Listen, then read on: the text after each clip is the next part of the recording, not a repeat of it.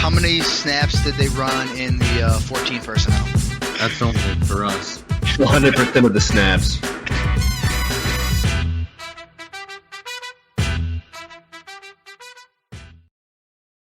What's going on, everybody? Welcome into Studs and Duds Week 2. I am your host, Justin Wright with 14 Personnel. Let's get into it. Studs and Duds is really, if you're new to this video series, guys we like a lot more than consensus, guys we hate more than consensus. Guys we're looking to fade, sit, temper expectations. So to recap Week 1, we nailed Jalen Hurts, Deebo Samuel as our two studs, two guys that absolutely balled out. If you had them, you should have started them. On the flip side, we had Allen Robinson as a dud as well. He came in under 10 points. Great, exactly what we were expecting. And then we missed DeAndre Swift. We had him listed as a dud. It seemed like there was going to be a heavy timeshare and he was going to have limited work. Clearly was not the case. If you own Swift, which I do a ton of, great. That's what you wanted to see. It's DeAndre Swift's backfield with Jamal Williams still getting work, but Swift it appears to be the number one there, and that's what you're looking for if you drafted him. So moving on, hoping to go 4-for-4 this week. Let's get into it. Mike Davis, right off the bat, he struggled Week 1. We saw it. He was outside the top 30 running backs as far as fantasy is concerned, and now he gets Tampa, a very similar defense to Philly in that they have a very, very good run defense. We just saw Tampa limit Zeke to an RB 47 finish, 5.9 points. Mike Davis could be under 10 points pretty easily here. He's going to need a lot of receiving work and, kind of a fluky touchdown to save his week. And that's not the guy I want to rely on. He's a hard sit for me in Week 2. He's going to be a dud. Take him out of your lineup if he's in there and you have better options. Mike Davis, dud for Week 2. Moving on, we have Justin Herbert playing the Cowboys, who Tom Brady just demolished. Justin Herbert carries top 3 upside this week. And you may be thinking, well, of course, Justin Herbert's a stud. We're going to play him.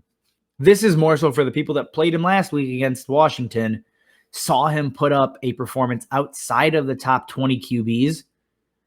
But if you watch that game, he played a whole lot better than his fantasy finish. The Chargers led the league in drops last week. They had a drop touchdown as well. Herbert was, 2-3 plays away from finishing as a top 10 quarterback in Week 1. So if you're getting worried, you're panicking, don't. He's going to bounce back in a big way in Week 2. Lock him into your lineup, again, as you should be doing pretty much every week with Justin Herbert. Moving on to 3 here, we have Courtland Sutton. This one, it's tough because I like Jerry Jeudy. I like Jerry Jeudy a lot. And as we know, or if you don't know, he is out for 4 to 8 weeks with a high ankle sprain. And that means Courtland Sutton steps into a large role here. He steps into a wide receiver 1 target share. And yes, he had a down Week 1. He was being eased back in off an ACL injury. We all knew it. Now they don't really have that luxury. They have to throw him out there because it's him, it's KJ Hamler, who's getting first team reps, and it's Tim Patrick. KJ Hamler's fine. Tim Patrick is fine. Courtland Sutton is the best wide receiver left. And he gets Jacksonville, who just got torched by Houston, which is just a significantly worse offense. Brandon Cooks had a great day. Tyrod Taylor finished as a top 10 quarterback. Courtland Sutton carries top 15 upside this week because of the matchup. Do I think he's there every single week? No, I don't. I just don't believe in Teddy that much. But against Jacksonville, you bet they can get it done. Courtland Sutton needs to be started this week. He's going to have a great week against Jacksonville. And to close out our list here, we got Corey Davis. And this has nothing to do with Corey Davis long-term for the season. He is going to have a very good year. The things I don't want to play Corey Davis in is a matchup against New England with a rookie quarterback with an offensive line that was subpar in Week 1 against the Panthers. New England has a great defense. Bill Belichick makes things extremely difficult for offenses, and we all know how rookie quarterbacks fare against Bill Belichick. They don't get wins, and they don't put up stats.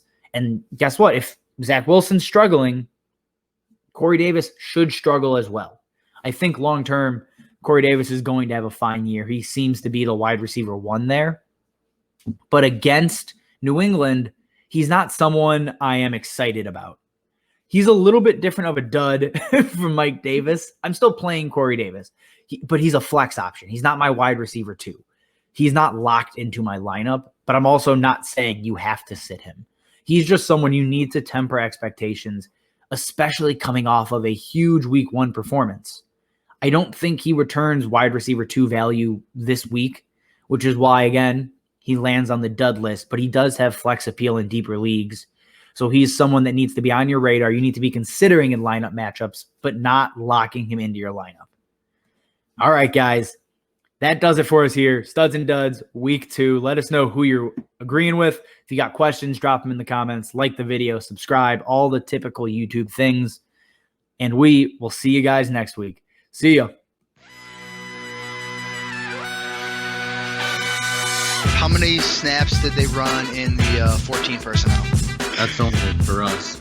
100% of the snaps.